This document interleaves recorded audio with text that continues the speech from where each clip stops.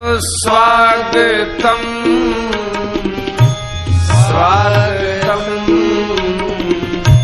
स्वागतम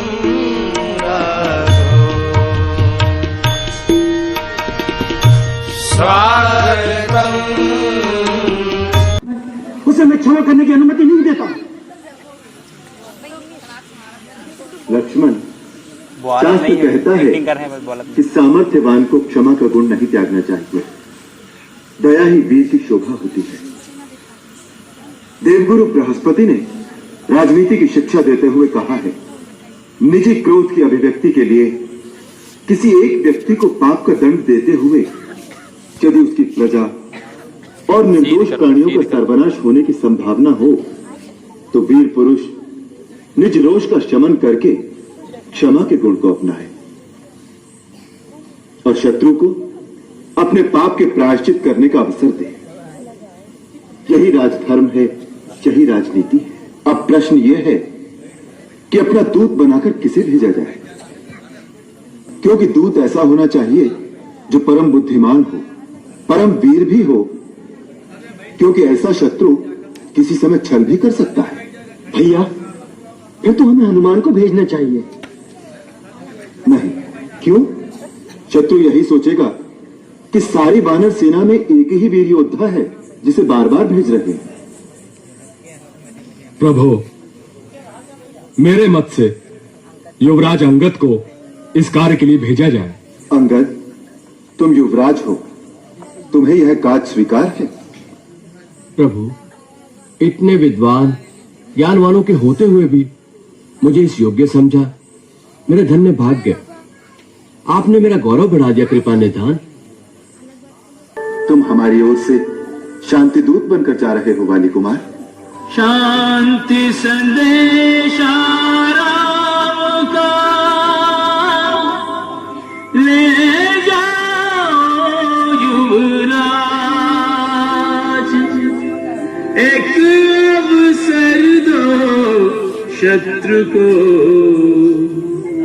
वीरोचित यह काज, वीरोचित यह काज। रावण अभिमान में चूर है और अपने दल बल के साथ अपने राज्य में बैठ के कैसे राज्य करता है, आप लोग देखिए। आगे निकल आए, आगे आओ, आगे आगे आओ, आगे आओ थोड़ा।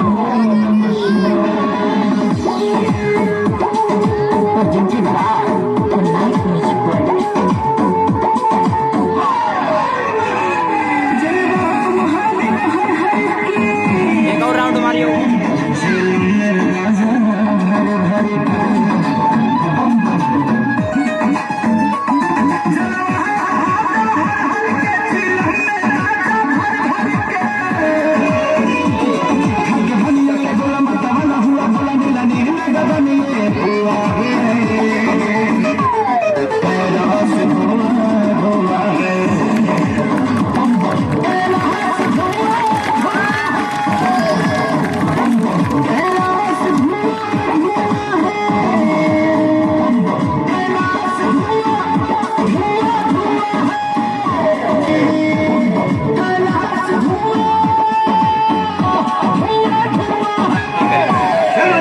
शत्रु का दूत है, अंदर आने की आज्ञा चाहता है, आने लो।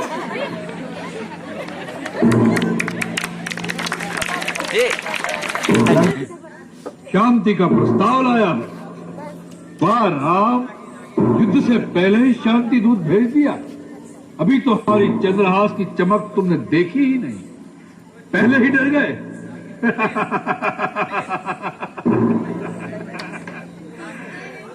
भेजो उस दूत को। जो आज्ञा महाराज।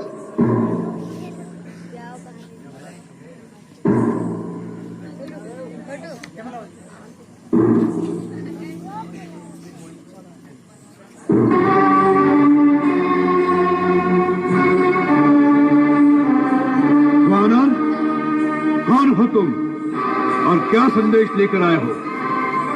महाराज, सभ्य देशों के राज दरबारों का विधान है कि दूसरे राज्य से आए हुए राजदूत का आदर करके पहले उसे आसन दिया जाए, फिर सम्मान सहित उसका आतिथ्य करके उससे उसके आने का कारण पूछा जाए। कुर्सी है। मूर्ख, इतना भी नहीं जानते कुर्सी एक ऊपर कि राजदूत उसे कहते हैं जिसे किसी राजा ने भेजा हो। जंगल से आए हुए किसी भिखारी के भेजे हुए वानर को राजदूत नहीं कहते। रख दे। आप राजा की बात करते हैं लंकेश्वर? मैं जिनका दूत हूँ वो तो राजाओं के भी राजा हैं, राजेश्वर हैं। वो केवल इस भूमि खंड के ही नहीं वरन तीनों लोकों के स्वामी हैं। देवताओं, वेदों और विधि के भी वही नायक हैं। मैं उन्हीं त्रिलोकेश्वर का, श्री राम का राजदूत हूँ। वह हरि है, हर है या ब्रह्मा है? कौन है वह?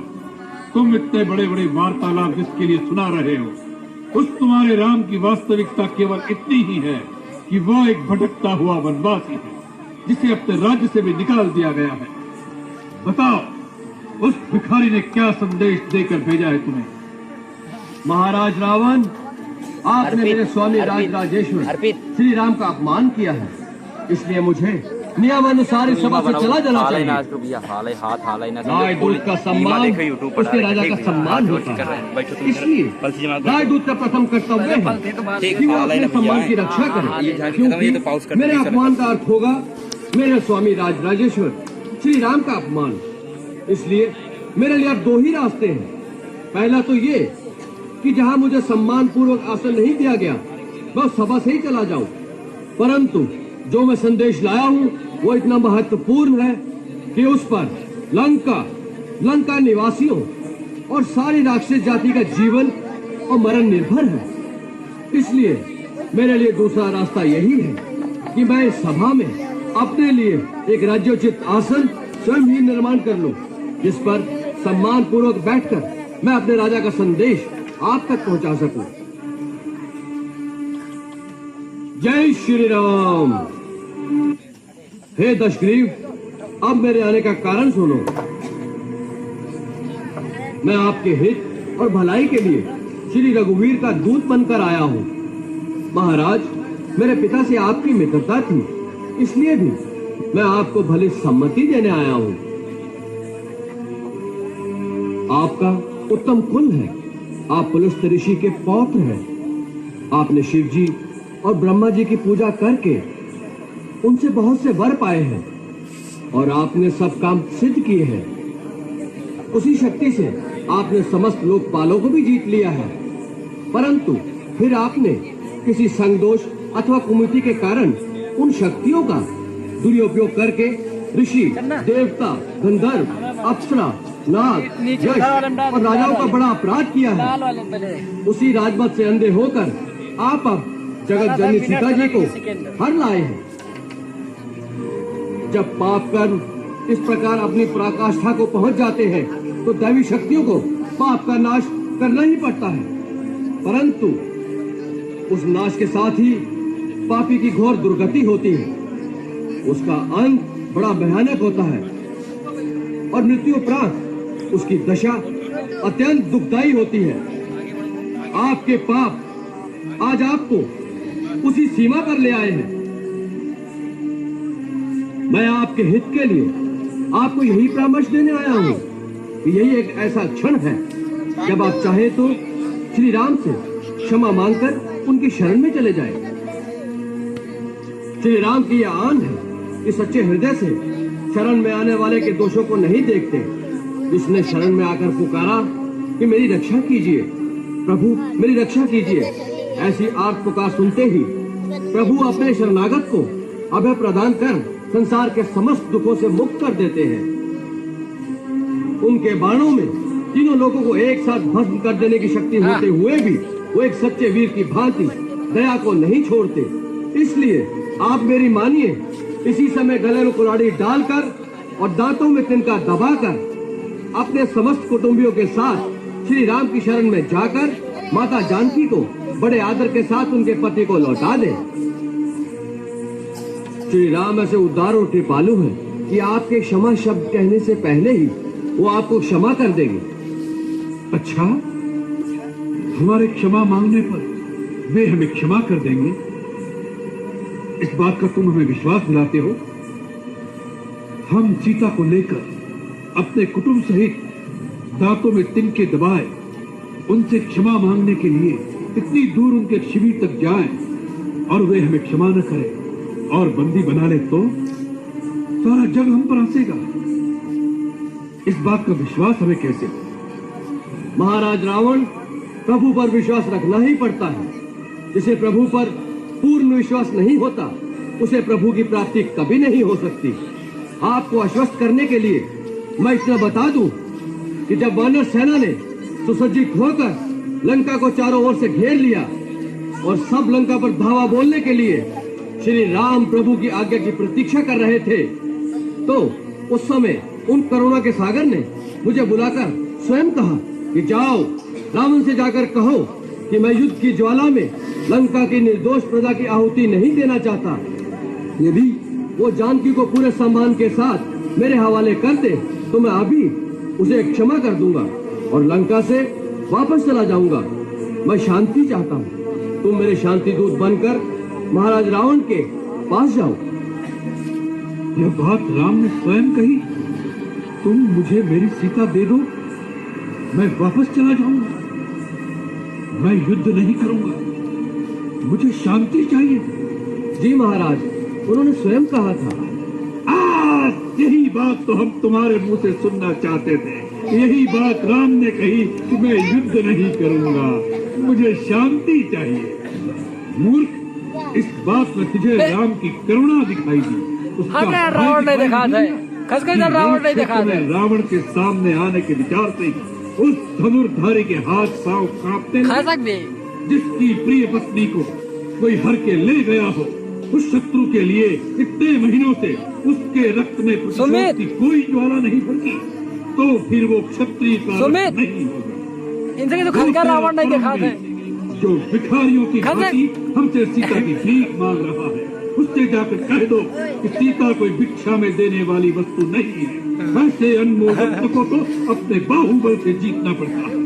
माता सीता को उन्होंने अपने बाहुबल से ही जीता था। महाराज, शायद आप भूल गए कि वो शिव धनुष जिसे श्री राम प्रभु ने तिनके की भांति उठाकर तोड़ दिया था, उसी धनुष पर अपने बाहुबल की परीक्षा करने कभी आप भी गए थे और सुना है वो आपसे उठाया भी नहीं गया था। प्रतिशोध वीरता की निशानी नहीं होता और कायर में शत्रु को क्षमा करने का साहस नहीं होता। इन दंत कथाओं में क्या रखा है मूर्ख वानर? तुमने कहा था तुम्हारे पिता हमारे मित्र थे, परंतु अपने कुल का परिचय नहीं दिया तुमने। महाराज, देवराज इंद्र के पुत्र महाराज बाली का मैं पुत्र हूँ। मेरा नाम अंगद है। मैंने ऐसी भी एक दंत कथा सुनी है कि मेरे पिता महाराज बाली ने एक बार रावण नाम के किसी प्राणी को अपनी पूंछ में बांधकर कई पर्वतों पर घूमते रहे थे। ये वही बाली है जिन्होंने अमृत मंथन के समय समुद्र को मथने में सहायता की थी। तुम वानरराज बाली के पुत्र हो। उनकी हमारी तो मित्रता की संधि थी। हमें यह देखकर अत्यंत दुख हो रहा है कि ऐसे महाबली के पुत्र होकर एक तुच्छ नर के तुम दूत बनकर इतनी प्रसन्नता दिखा रहे हो। जो तुम्हारे पिता का हत्यारा है, उसके पीछे सेवकों की भांति हाथ जोड़कर चल रहे हो। तुमने अपने वंश को लज्जित कर दिया है अंगद। हो सकता है बाली के मरने के बाद सुग्रीव के डर से किसी ने बेचारे अंगद का साथ न दिया हो और ये निस्सहाय अवस्था में अपने काका और पितृ हत्या की सेवकाई करने पर विवश हो गया हो। यदि यही बात है तो हमारे होते हुए तुम अपने आप को निस्सहाय मत समझो। अंगद, तुम हमारे पुत्र समान हो। हम तुम्हें तुम्हारा राज्य वापस दिलाएंगे। तुम्हारे पिता की गद्दी पर तुम्हारा ये अधिकार है। तुम अपने आप को विवश मत समझो। अपने हृदय में प्रतिशोध की ज्वाला को बुझने मत दो। तुम राम के विश्वसनीय हो। उसका लाभ उठा अकेले में चुपचाप उसका वध करके अपने पिता की हत्या का बदला ले लो। यही एक वीर पुत्र का कर्तव्य है। 1.5 मिनट के बाद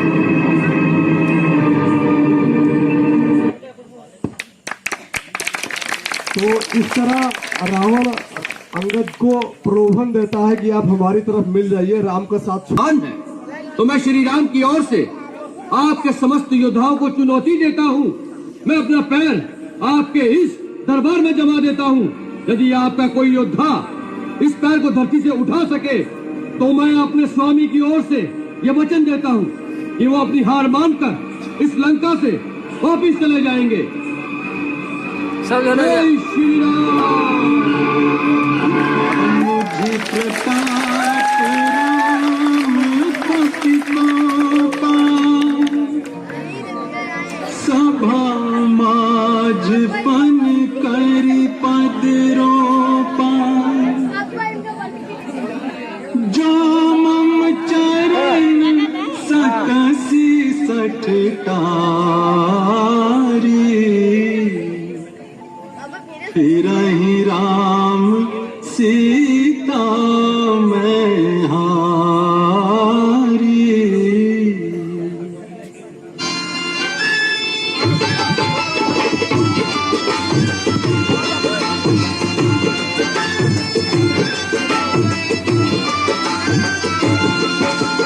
गड़ गया खम्भ हमारा,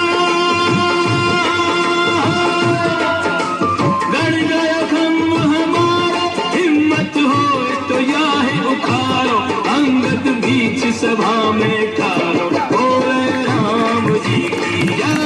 अंगद बीच सभा में ठाड़ो, बोले राम जी की जय। पकड़ कर इस बंदर को धरती में पछाड़ दो।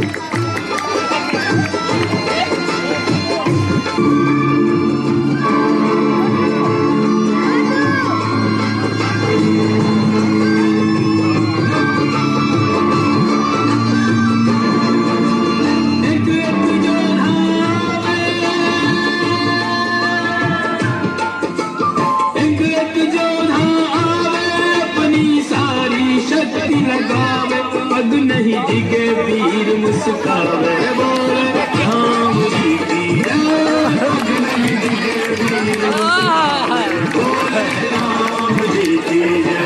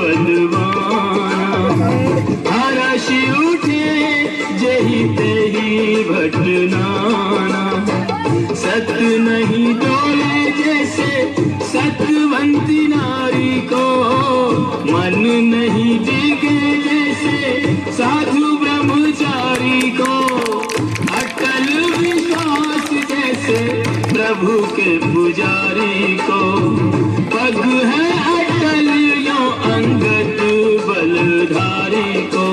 सभा अचंभित सारी, सभा अचंभित सारी, ऐसो नहीं देखो पड़धारी, या को राम भरोसा भारी, बोले राम जी की जय। या को राम भरोसा भारी, बोले राम जी की जय। बोले राम जी की जय। बोले राम जी की जय।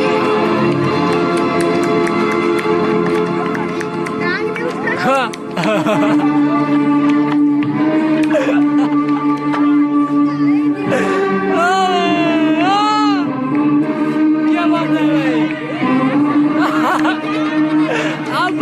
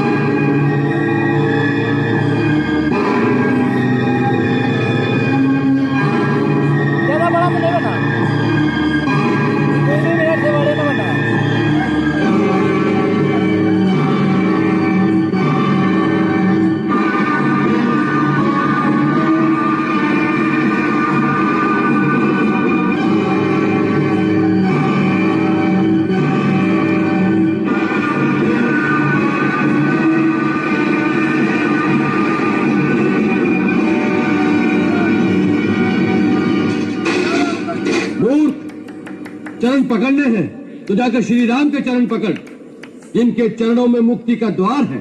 मेरा पैर क्यों पकड़ता है? मेरी चुनौती आपके योद्धाओं को थी, आपको नहीं। आपको तो मैं फिर यही कहूंगा, श्री राम के चरण पकड़ लीजिए तो आपका कल्याण हो जाएगा। मैं कल सूर्योदय तक का समय देता हूं, उसके पश्चात लंका पर चढ़ाई कर दी जाएगी।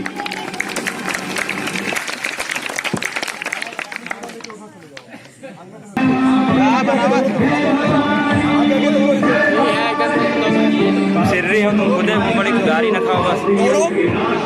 धर्म के प्रकाश को, धर्म के प्रकाश को, पापियों के नाश को, धर्म के प्रकाश को, राम जी की सेना चली, राम जी की सेना पकड़ाई कर राम जी खोज लो तब दौड़े रहे। अच्छा सही राम जी कहिए बैठा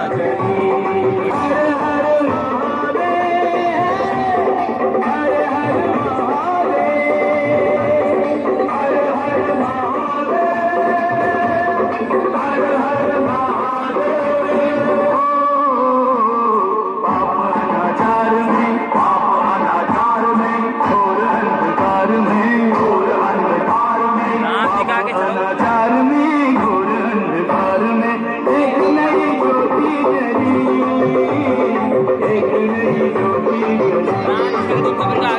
आगे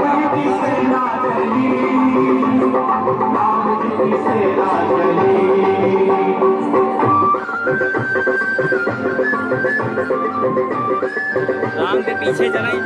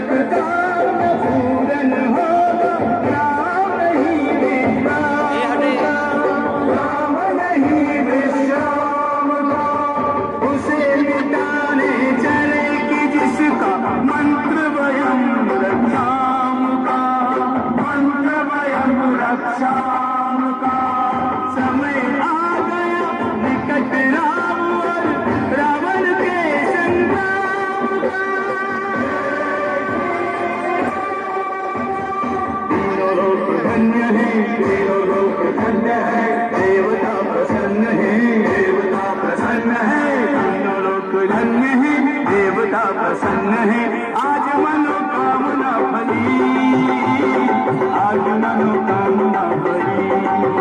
श्री राम जी की सेना चली, राम जी की सेना चली। हर हर महादेव, हर हर महादेव, हर हर महादेव, हर हर महादेव।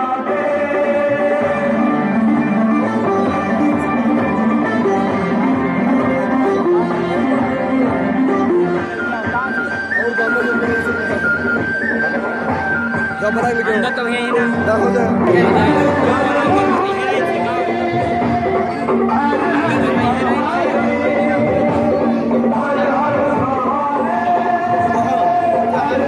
देखो वो बताइए ना, वो है वीडियो लगाओ। अरे भाई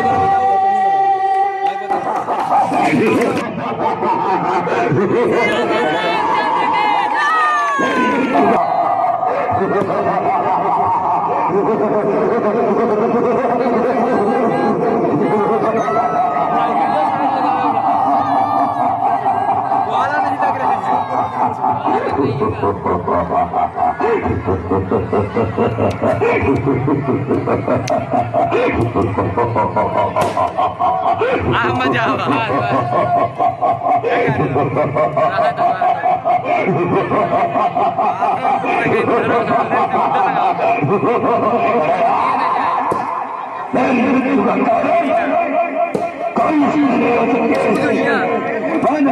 आप देखिए भैया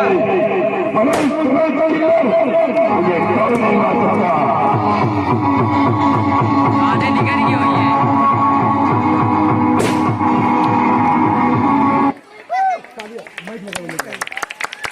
माइक लगा दो।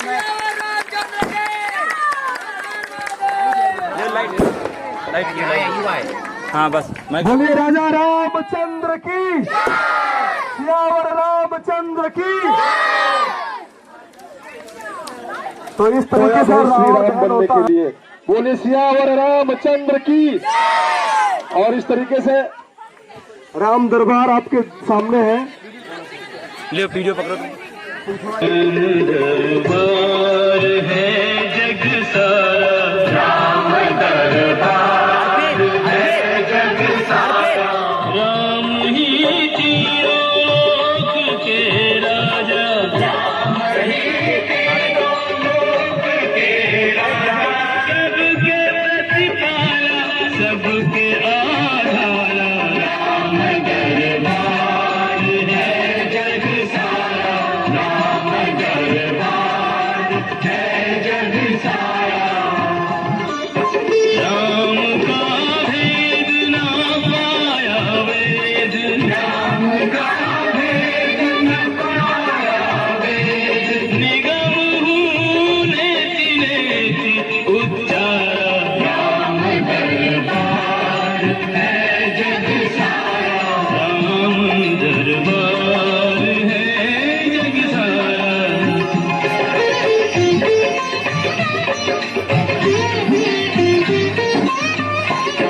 रमापति राम उमापति शंभु, रमापति राम उमापति शंभु, एक दूजे का नाम और धारा, राम दरबार है जग सारा, राम दरबार है जग सारा।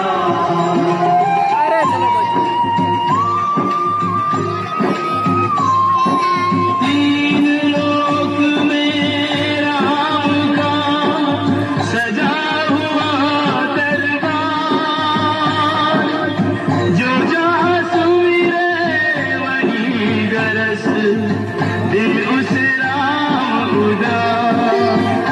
जय जय राम सिया राम, जय जय राम सिया राम, जय जय राम सिया राम, जय जय राम सिया राम, जय जय राम सिया राम, जय जय राम सिया राम। राम में सर्व राम सब माही, रूप विराट राम समाही, जितने भी ब्रह्मांड रचे हैं, सब विराट प्रभु माही बसे हैं।